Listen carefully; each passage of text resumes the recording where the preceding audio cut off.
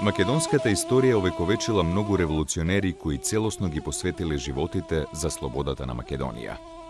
Тоа се ликови кои се карактеризираат со храброст, истраеност, посветеност на идеалот за создавање на македонска држава, аскетизам и саможртва, која многу малку или воопшто не може да се најде кај некој друг народ. Трагичната македонска историја го вајала македонскиот револуционер со сите негови карактерни црти кои се белег само за македонското поднебје и само за Македонија. Во галеријата на тие непокорни синови на Македонија е и костурскиот војвода Васил Чакаларов. Чакаларов во неговиот 39 годишен животен пат поминал низ многу премрежја кои се надвиснале над македонската земја, но секогаш во себе ја носел истата верба уште од првиот момент кога стапил во редовите на Македонската револуционерна организација, да ја види слободна македонската земја.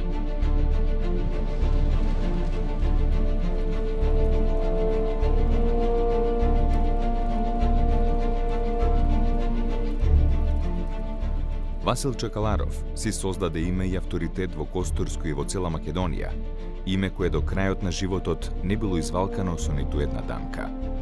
За македонците во Егејска Македонија бил непомирлив борец против турската власт и грчките андарти и синоним на непокорот. За властите во Атина, страшниот Чакаларов, гркоубиец, крвожеден комитаджија. Неговата храброст создаде легенда за него, легенда која ја прераскажуваа со восхит и гордост македонците, а со трепет и стравопочит грчките андарти, шпиони и турскиот аскер. Васил Чакаларов потекнува од семејството на Христо и Екатерина Чакаларови од селото Смрдеш, Костурско.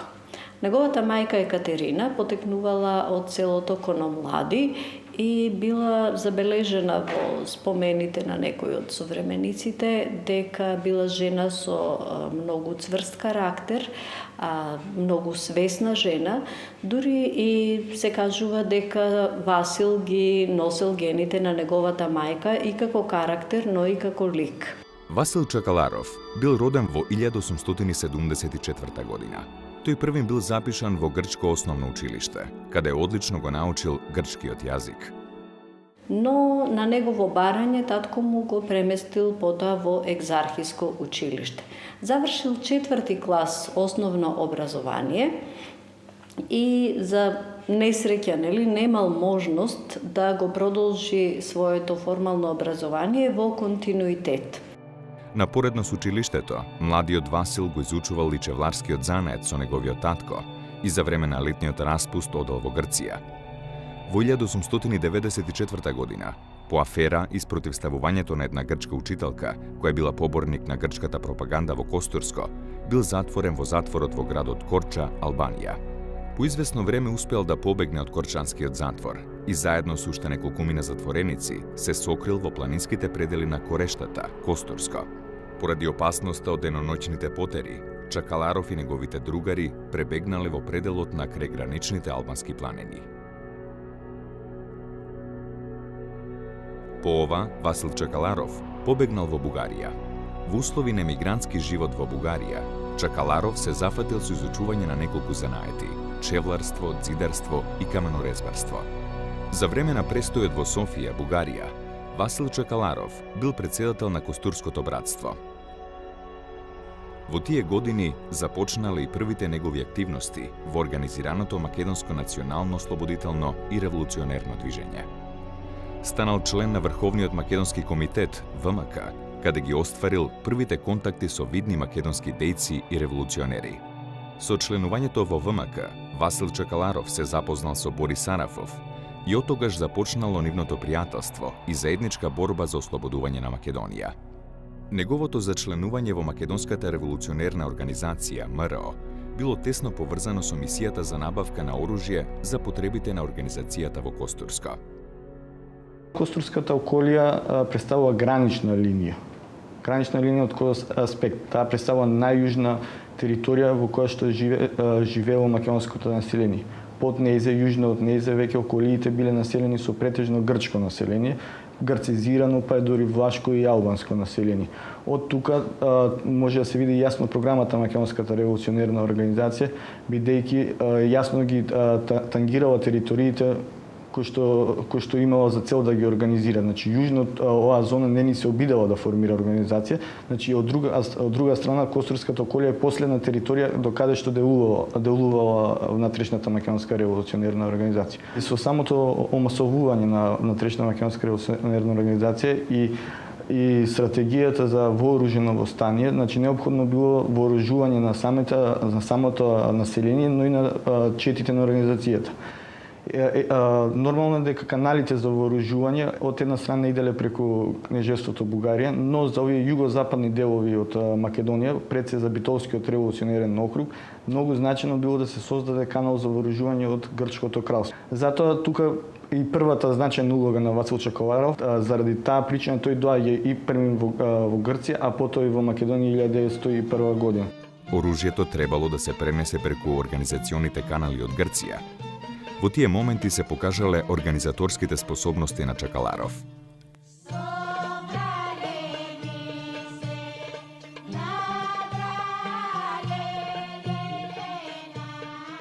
Васил Чакаларов е окарактеризиран од неговите современици кои што оставиле спомени како човек со цврст карактер, со силна волја, самољубив и тактичен.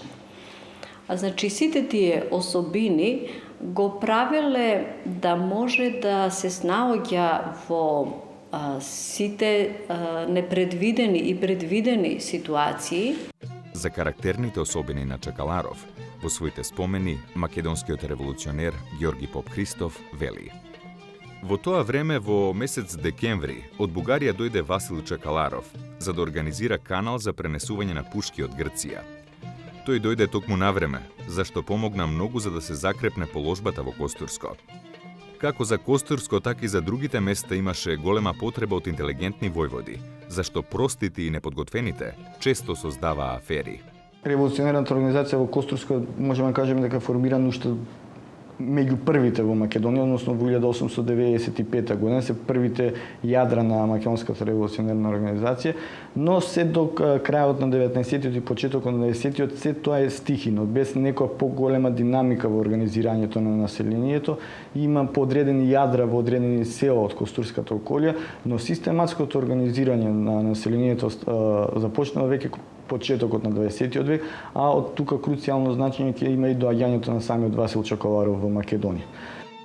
Набрзо Чакаларов со неговата организаторска способност и решителност успел да го претвори Костурско во еден од најдобро организираните и вооружени реони на МРО во Македонија под турска власт.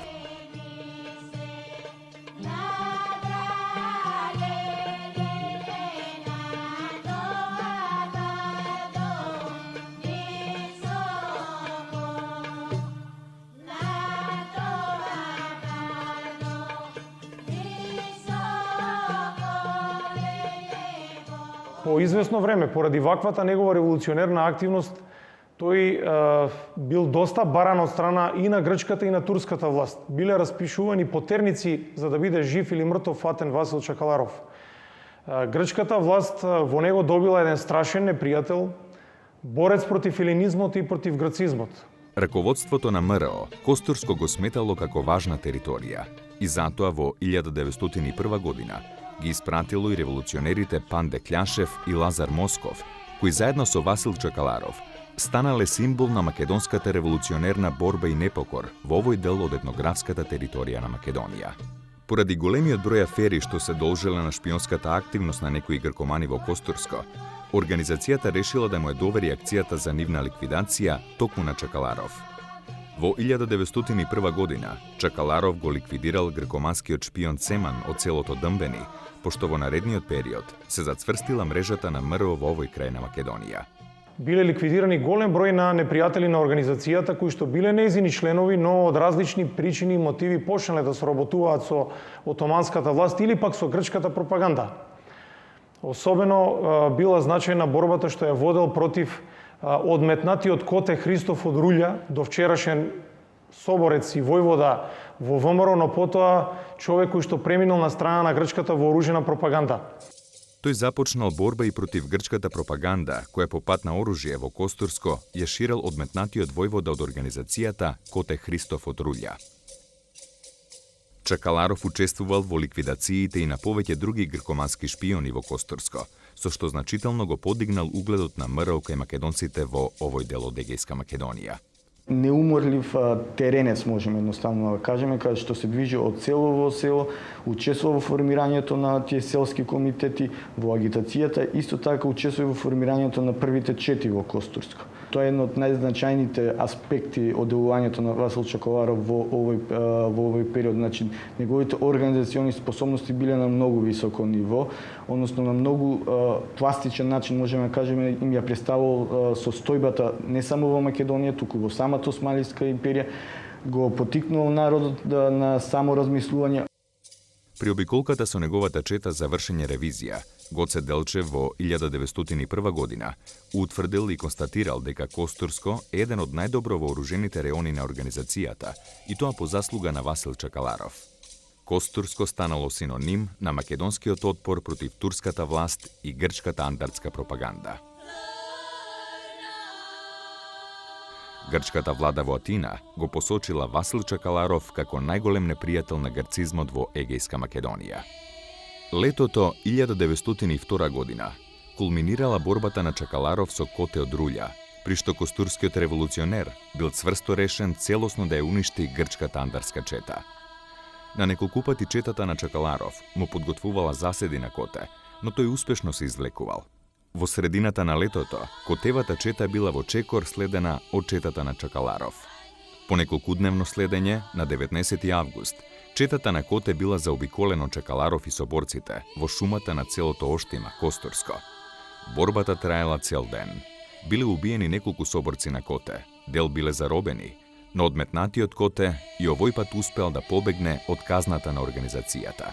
Чакаларов подготвувал нова акција за ликвидација на Коте, но во тоа бил спречено доаѓањето на еден врховистички војвода кој во Костурско се обидувал да крене востание, полковник Анастас Јанков.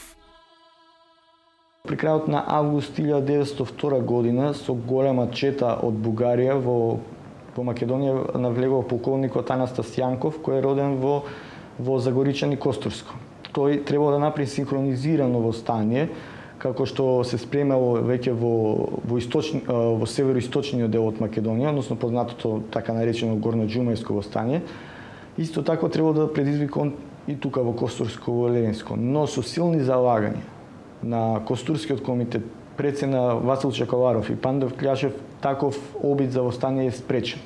Во еден момент, конфликтот на Чакаларов со полковникот Јанков отишол дотаму што можел да предизвика крвопролевање. Чакаларов му се обратил со зборовите: "Нема да те убиеме, но нема да дозволиме да правиш неред овде, да си играш востание. Слободата ние сами ќе се извојуваме, не ја сакаме од тебе. Немој да мислиш дека ќе го оставиме народот да тргне по тебе и да изгори." Затоа е настанал еден вид конфузија во самото население, при што настанала агитација од страна на револуционарната организација, контра-агитација од страна на Јанков, при што Јанков во еден период дури се поврзува и со самата грчка пропаганда. Дури во разговорите помеѓу Коте и Анастас Јанков во еден документ е посочено дека самиот Јанков предложил да се убие Чакаларов, дека најголемата опасност за Костурската околија бил самиот Васил Чакаларов. Грчката влада веќе го имала поставено за водач на грчката пропаганда во Егејска Македонија, костурскиот владика Германос Каравангелис, кој имал организирано цела мрежа на гркомански шпиони и андарти кои требало да се борат против четите на МРО во Костурско и Леринско. Тој систематски се зафаќа со организирање на еден вид така наречена грчка организација. Спротивно на натрешната македонска револуционарна организација, он формира еден вид организација. Не можеме да речеме дека организација во прав смисол на зборот, но месни јадра од свој пред се платеници. Луѓе што ги врбува на платеничка основа, ги подкупува со лири, со финансиски средства.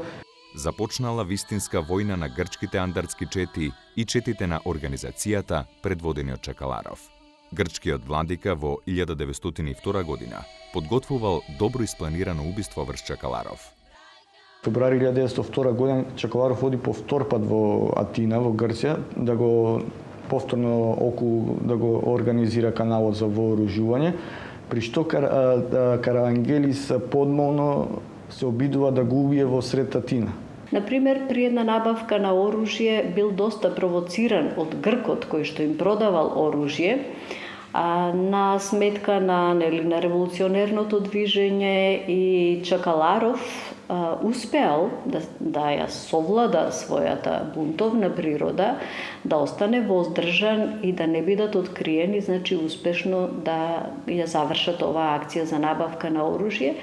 Васил Чакаларов во својот дневник ја потврдил истата случка и обидот за ликвидација што врз него го планирал Каравангелис преку неговиот роднина и Попотилија. Тие, откако биле фатени пред да бидат екзекутирани, му признале дека владиката давал големи парични средства за негова ликвидација. Од ова може да се заклучи дека и централната грчка власт во Атина стоела за обидите за ликвидација на Чакаларов и за цврстување на грчкото влијание во Костурско и Леринско. Во 1902, а особено во 1903 година, Васил Чакаларов и другите костурски раководители на организацијата започнале подготовки за кревање на Илинденското востание во овој реон.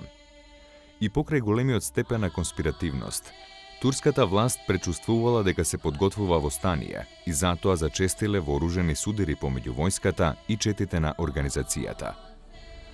Во март 1903 година, четата на Васил Чакаларов и четата на Борис Сарафов се судриле со турската војска во близина на селото Смрдеш Костурско.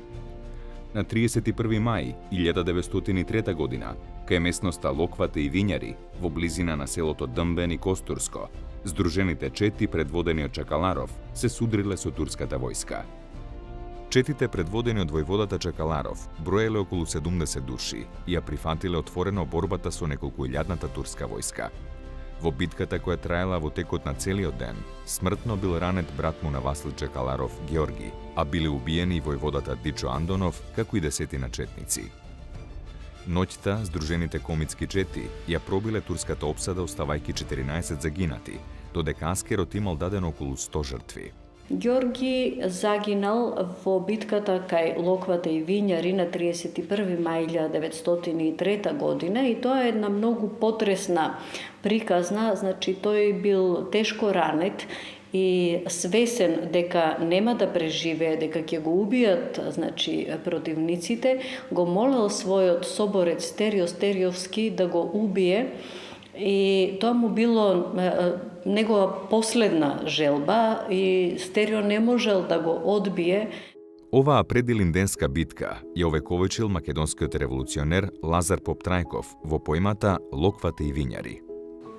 Не станата уште од ноќните сништа, јуначката чета во раните зори, пред сонце да пекне, рој куршуми пиштат и пукот ги стресе високите гори. Се истори грмеш од стражите предни и купишта турци попаѓаат тука. Се прснаа сите, исплашени, бедни, штом ура се зачу, штом четата спука.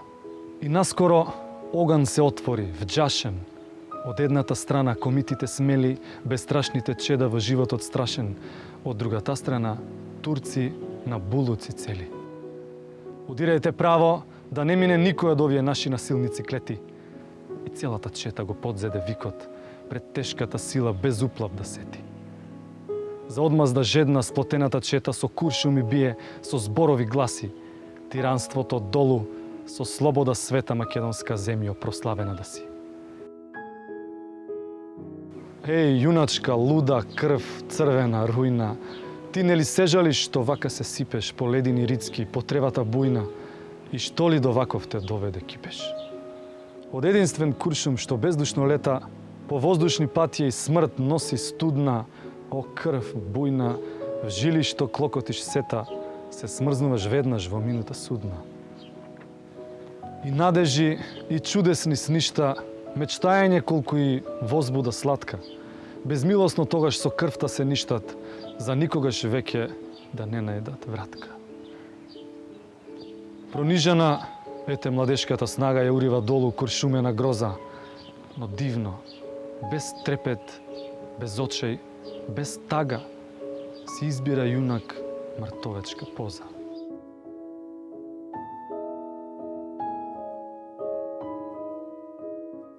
Васил Чакаларов учествувал и како делегат на Смилевскиот конгрес на МРО за Битолскиот револуционерен округ, каде бил еден од најголемите поборници за кревање на востание и барал уште истиот месец да се прогласи востанието. Тоа можеме да го анализираме од два аспекти. Од една страна, Костурската околија во овој период веќе била во еден вид предвостаничка состојба, бидејќи веќе имаме создадено голем број на вооружени чети кои биле многу тешко можеле да се скријат од турските потери. Од друга страна, по заминувањето на Анастас Јанков, ситуацијата во Костурско во многу голема мерка се влошила. Турската, османлиската власт во поголемите села во Костурската околија поставила своји гарнизони. Значи било отежнато делувањето на самата организација, движењето, агитацијата.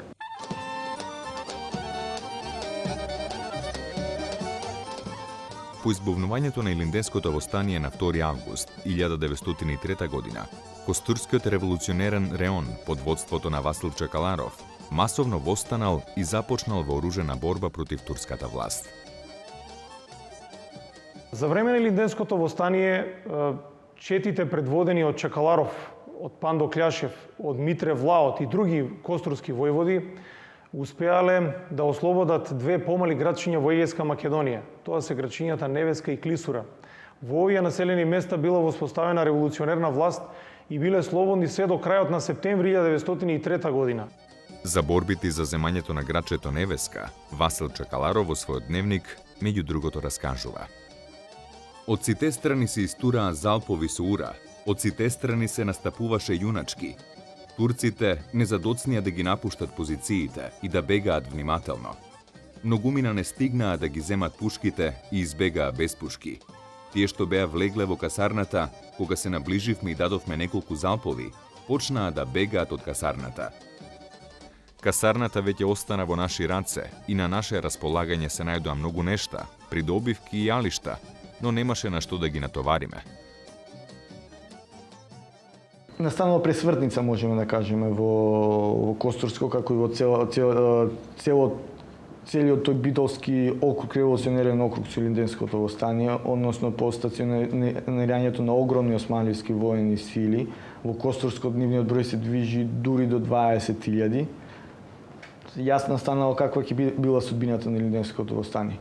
Тука треба да се нагласи дека кога започнала османлиската офанзива против осаниците во Костурската околија, направена одлична стратегија од страна на османлиската војска, односно започнала со масовно палење и уништување на македонските села. Односно, османлиските војсководци знаеле дека главната база на востаниците биле селата, македонските села. Значи, со уништувањето на базата, со теророт врз населението, се губела базата на востаниците.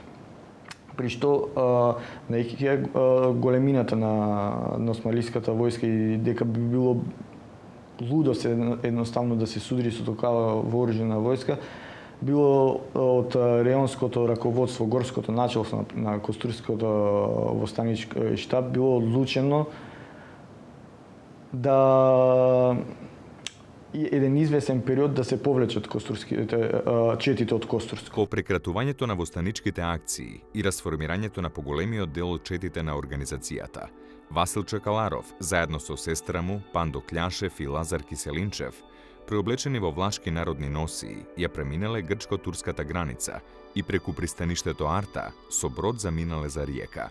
Во бродот се наоѓал и еден грк кој патувал за Белград и при ова патување, разговарале меѓу себе.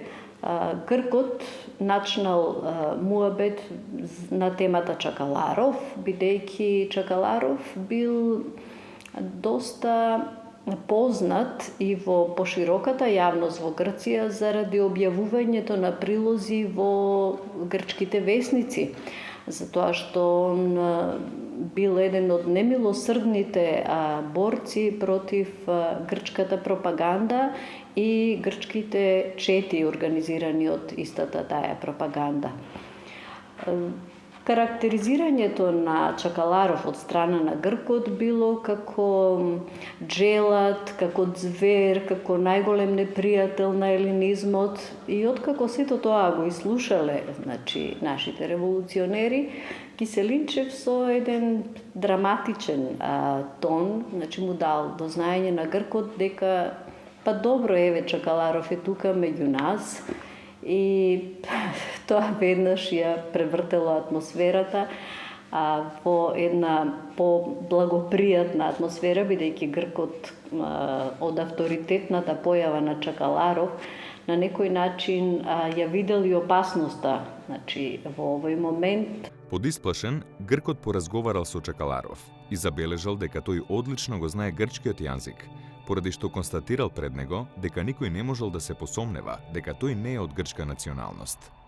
На таквата констатација, Васил Чакаларов му одговорил студено со зборовите: "Ако знам дека тука тече една капка грчка крв, јас сега би си ја одсекол целата рака и би ја фрлил во Јадранското море." Извесно време Чакаларов престојувал во Бугарија, а во 1904 година заминал на лечење во Женева, Швајцарија. Во постилинденскиот период, Васил Чакаларов повторно се обидел да се активира во револуционерните борби за ослободување на Македонија. Но набргу, Чакаларов повторно се вратил на мирното живење и заминал во Софија. При што еден период можеме да кажеме од неговиот живот по илинденското востание, еден мирен период, така да го наречеме мирен период на неговиот живот, каде што за време до младотурската револуција тој повторно не стапнува на тлото на костурската околја, особено не учествува во судирите со грчките андарти, кои во период 1904-1908 масовно навлегуваат од грчката држава во Македонија, каде што знаеме во тој период се случуваат и најголемите злосторства од страна на грчките паравојни формации во Македонија, односно како на пример Зеленичката крвава свадба 1904 година, нападот на селото Загоричани и десетици други вакви слични судири. Значи Чакаларов тука не учествува во овие судири, но што е карактеристично е тоа што во сите мемуари на грчките андарти, дневници, па дури официјални извештаи на Битолскиот конзулат или на Костурскиот митрополит Каравангелис, се спомнува името на Чакаларов. Тоа од друга страна не укажува колкаво било неговото влијание во Костурско во претходниот период. Во 1906 година Христо Силјанов се сретнал со Васил Чакаларов во еден магазин за исхрана во Софија, каде тој работел како чиновник. Чакаларов изразил желба пред неговиот долгогодишен другар дека сака да го продолжи своето прекинато образование и да заврши гимназиска матура, а потоа да се запише на факултет. Карактеристично за него е и неговата амбициозност. Тој не можел да се помири заради недозавршеното образование и како зидарски работник во еден мал период во Шумен работел како зидарски работник, значи во исто време посетувал и вечерно училиште, гимназиско училиште. Потоа од Христо Силјанов е забележено во 1906 година дека тој се интересирал во Софија за да може да земе и матурска диплома. Значи, во слободното време, толку колку што го имал, учел и француски. Но неговото образование било на тој степен на кој што останало и не му овозможувало, значи, да се занимава со високите цели, со широкиот контекст на револуцијата. Бил доста практичен во одредувањето на конкретните позитивни цели во својата борба. Во тој временски период, според ќерка му, заедно со некој пријател од Костурско, отворил и магазин за исхрана, во кој се собирале сите негови поранешни соборци пријатели од времето на четничките денови во Македонија. Во 1908 година, Васил Чакаларов зел учество на Ќустендилскиот конгрес на ВМРО и се приклонил кон конзервативната струја во македонското револуционерно движење. На конгресот бил еден од најгласните и најупорните поборци за продолжување на вооружената борба за ослободување на Македонија и неговите дискусии биле насочени кон тоа. Атентаторски акции на прво место, четнички на второ и на трето организирање на весници, Атентати затоа што само со тоа ќе ја заинтересираме Европа. Првенствено против европските интереси, само против власта пак не би ја заинтересирале. Со предвидување на резултатите, жртвите нема зошто да не плашат. Исто така е невистинито тврдењето дека тоа би било последниот Куршум. Така се мислеше и пред востанието, но тоа помина и пак постоиме. Сосема без жртви, ништо не може да се добие. Рековме, слобода или смрт. Четничката дејност е неопходна, особено таму каде што напаѓаат пропагандите. Немало да биде хумано, ама има ли некој да е хуман кон нас? Секој ги заштитува своите интереси, но и ние треба да ги чуваме своите интереси. Планинскиот живот е пеколен, браќа. И борба да водиш со тиранот тешко. Но блазе му кој што без зазор се враќа до крајот да води сражение жешко. Па држи се, чето, со последни сили. Ти одбор си, чето, од народов мачен и крвта што тече во твоите жили за слобода даја и за живот зрачен. Во животот робски, во страшниот пекол, не. Никогаш нема никој да не врати. А работа честна го сакаме веков и минјата славни почит да ги злати. Во Македонија ќе се врати 1908 година по Младотурската револуција. Ќе замине во Апоскеп, каде што ќе се поклони во чест на загинатите борци од претходниот период. И тоа што е многу интересно за научната јавност, меѓутоа и за обичниот човек, е неговото делување во времето на Балканските војни. Пред почетокот на Првата Балканска војна, Васил Чакаларов повторно се вклучил во револуционерната дејност, со надеж дека предстојната војна конечно ќе донесе слобода на Македонија. Заедно со војводите Иван Попов и Христо Силјанов, со чета заминал за Костурско, каде се борел заедно со довчерашните непријатели, грчката војска и андарти, против регуларната турска војска. Чакаларов заедно со Иван Попов и со Силјанов формираат една поголема четничка групација и заминуваат во Македонија, во југозападниот дел на етничка и географска Македонија, каде што делуваат против османлиските воени сили и во текот на Првата Балканска војна соработуваат со грчката армија. Значи им помагаат на грците во борбата против османлиските воени сили. Во Првата Балканска војна со неколку локални војводи од на ВМРО во Костурско се вратил назад во својот роден крај и неколку дена пред да пристигне грчката војска успел да ослободи повеќе населени места каде што востановил привремена управа. Што значи дека слободарскиот идеал се длабоко имал пуштено корени во Костурско. Затоа бил свесен и Чакаларов. Селаните кога го здогледале и кога го виделе неговото присуство во Костурско, повторно се охрабриле, мислејќи дека слободата на Македонија е многу близу. По битката, македонските четници и грчките андарти, дотогаш стари непријатели, се прегрнувале во знак на заедничката победа на турскиот аскер. Според сеќавањата на Христо Силјанов, грчките војници најголема стравопочит покажувале кон Чакаларов. Со стекнатата репутација на крвник, на гркомрзец и на комитаджија во самата Грција, Чакаларов со љубопитство го гледаа сите. Грчките офицери, кога се запознаваше со нив, реагираа изненадено, а еден коректен полковник не можеше да не го спомене минатото. Ве сметавме за голем непријател. Времињата, како што гледате, имаат среќен пресврт, па денес со вас се сретнуваме како сојузници. Треба да се каже дека грчката армија објективно постигна најмалку војни победи во Првата Балканска војна, кога би се споредила со тоа што го направила српската војска или особено бугарската војска, која ги однесе и најголемите и најзначајните победи. Чакаларов со своите соборци во Костурско на почетокот наешол на расколебан дух кај македонците и страв кој се должел на годините поминати во репресии, убиства кои турската власт ги презела во постилинденскиот период.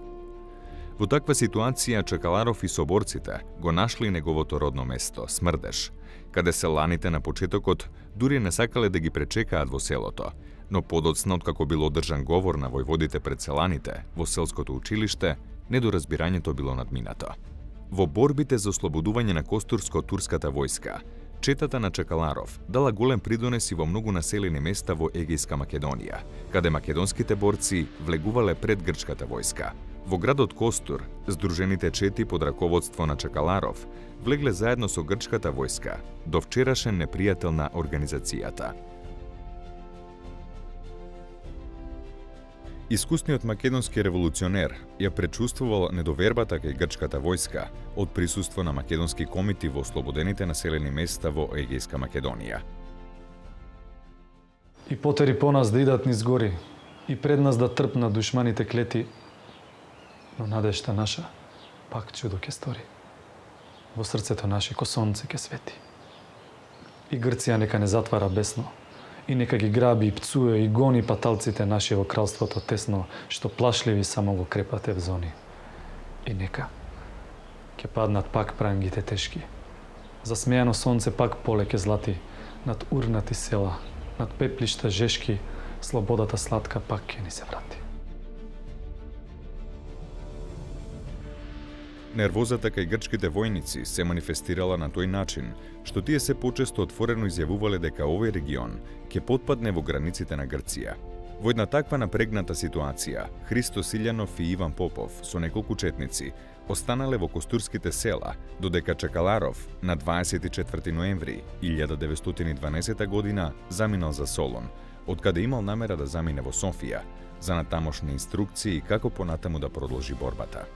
Чакаларов, кој имал долгогодишно искуство во борбите за ослободување на Македонија, уште во Првата Балканска војна, пречувствувал дека народната земја и се подготвувала поделба, а не ослободување и државност. Васил Чакаларов се надевал на сојузништво и помош од бугарската држава. Тоа бил став и на повеќе други македонски револуционери и дејци, кои испраќале повици до владата во Софија, во никој случај да не дозволи поделба на Македонија. По разочарувачкиот крај на Првата Балканска војна и по првата поделба на Македонија со Лондонскиот мировен договор не спласнал духот на Васил Чакаларов. Тој во предвечеријето на Втората Балканска војна решил повторно да се врати во Костурско. Со неколку своји соборци се вратил и агитирал меѓу населението да започне со вооружена борба сега против новите поробители. Тоа била грчката држава. Чакаларов го одликувала голема храброст. Меѓутоа, за жал и на населението во Македонија, меѓутоа и заради несогласувањето помеѓу балканските сојузници, доаѓа прво до заострување на односите помеѓу Србија и Грција од една страна и Бугарија од друга страна околу поделбата на Македонија. Тие што мислеле дека Македонија ќе добие некој вид на автономија или ќе добие држава и кои што се приклучија на балканските војски, очигледно веќе почнале да сваќаат дека од тоа нема да има ништо. Најавите за почетокот на Втората Балканска војна, искусниот македонски револуционер ги дочекал со нова верба во скорешно ослободување на Македонија. Во април 1913 година, раководството на ВМРО во едни полувојни услови донело одлука четите на организацијата повторно да се активираат, особено во Македонија под српска и грчка власт. Дури тогаш на површина излегле непријателствата и непријателскиот однос и целата омраза на грчката држава кон Чакаларов и кон македонското револуционерно движење. Во екот на борбените действија од Втората Балканска меѓусојузничка војна, голем број на македонски револуционери, поранешни војводи и четници на ВМРО, се вклучиле во редовите на бугарската војска, со надеж дека бугарската држава ќе го потпомогне ослободувањето на Македонија, без да се сомнева дека и владата во Софија има своја државна стратегија по македонското прашање, во која не влегувало создавањето на автономна или независна македонска држава, туку присоединување на македонската земја кон Бугарија. Во текот на Втората Балканска војна, Чакаларов делува во југоисточниот дел на денешна Република Македонија. Тој ќе се судри со грчките и со српските сили околу во регионот на Богданци, Дојран и Гевгелија. Ќе однесе неколку победи, ќе влезе во Гевгелија. Меѓутоа, по 2 дена, грците повторно се враќаат во овој град, во денешна Република Македонија. Меѓутоа, тоа не значи крај на делувањето на Чакаларов, кој заминал во југозападните делови на тогашна етнички географска Македонија, каде што неколку пати се судира со веќе поранешните сојузници, со грчките војници. Во последните 10 дена на јуни, четата на Чакаларов самостојно влегла во Тиквешијата, во екот на борбите од Тиквешкото востание, каде наишла на голем број запалени и уништени села.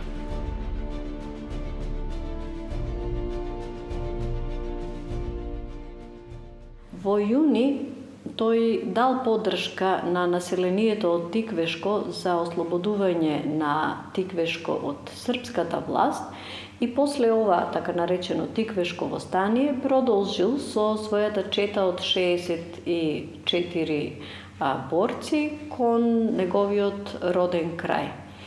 Движејќи се веќе низ Леринско, тие се чувствувале како малку по-ослободени, но во ова нивно движење преку Леринско кон Костурско, значи доживеале повторно едно предавство од некој од овчарите кои што најверојатно и во претходните години веќе биле на некој начин привлечени од грчката пропаганда.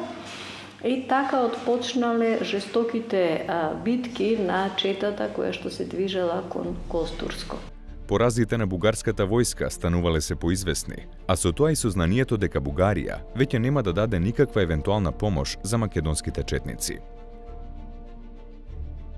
И покрај сознанието за откажувањето помош од бугарската војска, Васил Чакаларов наредил неговата чета да го продолжи самостојно својот поход кон внатрешноста на Македонија. Четата на Чакаларов неколку пати се судрила со грчката војска и андарти. Тој во тие судири покажува храброст, покажува енергичност, меѓутоа веќе позадината му е одсечена и на крај во еден жесток судир со грчката армија прво ќе биде ранет еднаш, па ќе биде уште еднаш потешко ранет.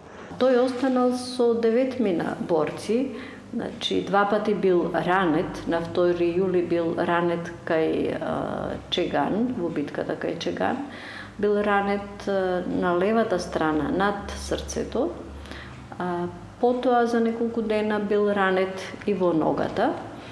Воделе една голема битка кај еден мост, за продолжување на тој пат, но кулминација на оваа нивна борба со грчките војски достигнале кај местноста Лакото. На 9 јули 1913 година, кај местноста Лакото, започнала жестока пресметка помеѓу Чакаларов и соборците и грчката војска и жандармерија, која во потрагата по страшниот војвода била мобилизирана од гарнизоните од Воден, Острово, Лерин и Костур.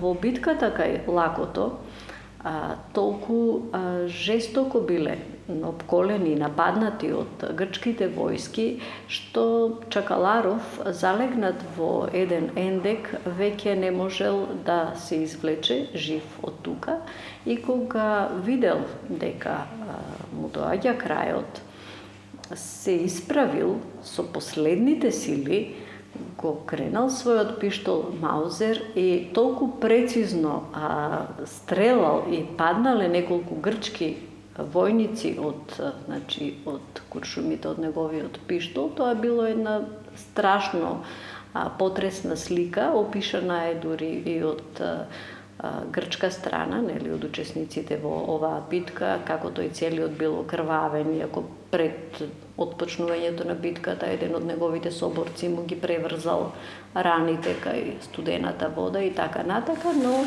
веќе крајот бил извесен. Во последните мигови, во последната битка која што за жал Чакаларов не можел да ја добие, еден грчки војник многу драматично ја опишал таа битка. опишувајќи го Чакаларов како еден бестрашен борец за слободата на Македонија и дека со неговото убиство конечно грчката држава отстранила еден многу моќен непријател и еден столб на македонската револуционерна борба во Костурско. Последните мигови од животот на Васил Чакаларов вака ги опишал атинскиот весник Емброс. Тој стрелаше дури и премален. Неговите куршуми не го лажеа. Лежат пред него левент јунаци, наши војници. Се искомандува напред и следеше залп. Чакаларов се занише и падна. 5-6 војници и андарти се спуштија кон паднатото тело со радосен викот. Тој се размрда неочекувано. На почеток се издигна неговата окрвавена глава, покриена со убава бујна кадрава коса. Подоцна се издигна и телото, и откако се фати за блиското дрво до него, се исправи. Така Чакаларов навистина беше многу страшен. Придојдените се запреа за момент, но за миг тој затрепери, се заниша, падна и не се помрдна повеќе.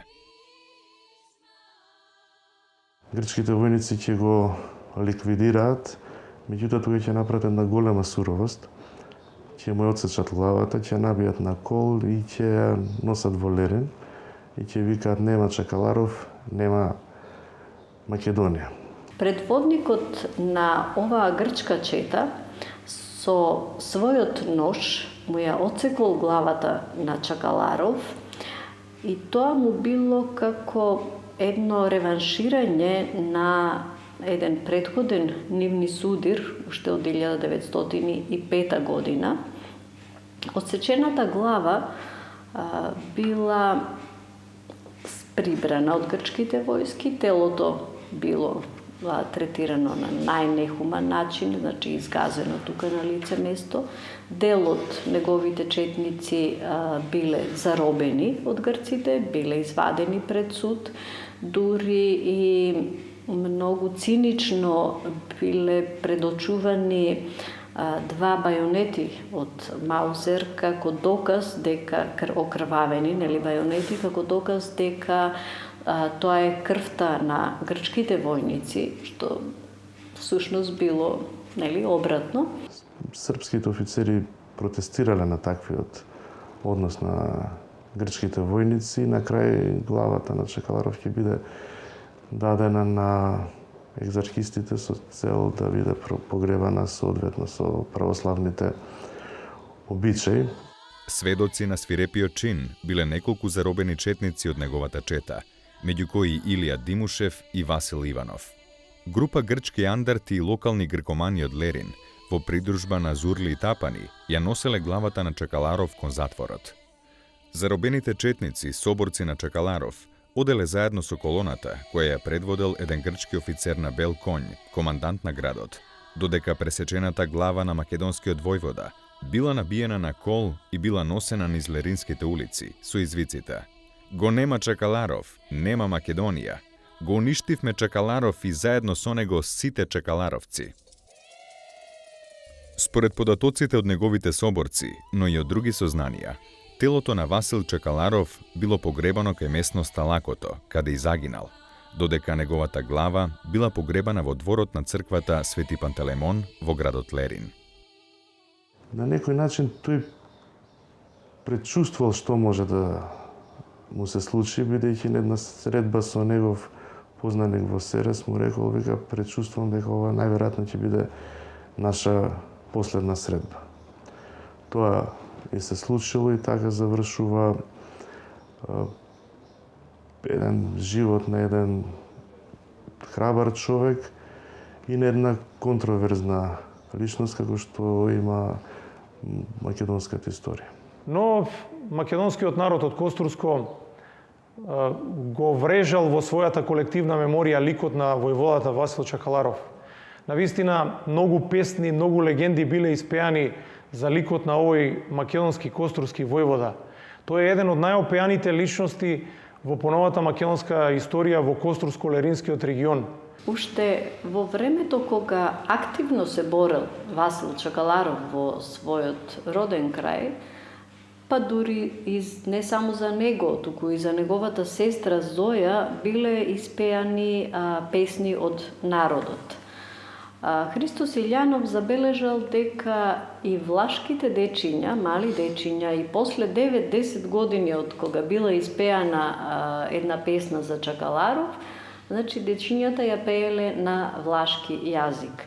И тоа доволно кажува дека сета таа слика која што е преточена во народното творештво не само за Васил Чакаларов, туку и за неговото пошироко семејство, значи се пренесувала низ устната традиција на народот.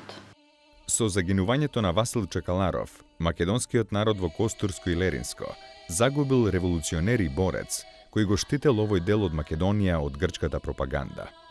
Грчката влада со олеснување дочекала веста за погибијата на Чакаларов, затоа што и биле отворени вратите за непречено дејствување во Егејска Македонија и нејзино грцизирање. Без разлика какви се тврдењата на разни соседни историографии за тоа за што се залагал Чакаларов, каква била неговата револуционерна активност, факт е, а тоа го покажуваат и историските факти, дека овој македонски револуционер до крајот на својот живот ја носел во себе идејата за создавање на автономна, односно на независна македонска држава. Во иднина светла, во иднина нова, татковина наша и родино клета. Што мов дека златни ќе зазвучат слова, во чудесни ружи ќе расцутиш сета. Во чест на војводата, македонците му испеале повеќе песни, меѓу кои најпозната е Озла иде Бахтијар Паша со 30.000. Озла иде Бахтијар Паша со 30.000. Чакаларов е со 300 момчиња. Чакаларов е со 300 момчиња.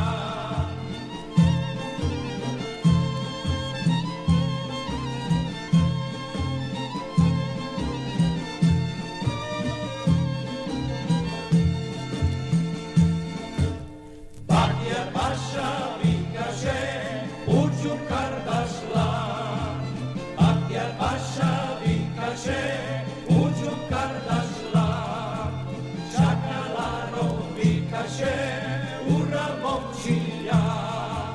Чакаларов викаше, ура момчиња. Жив патенте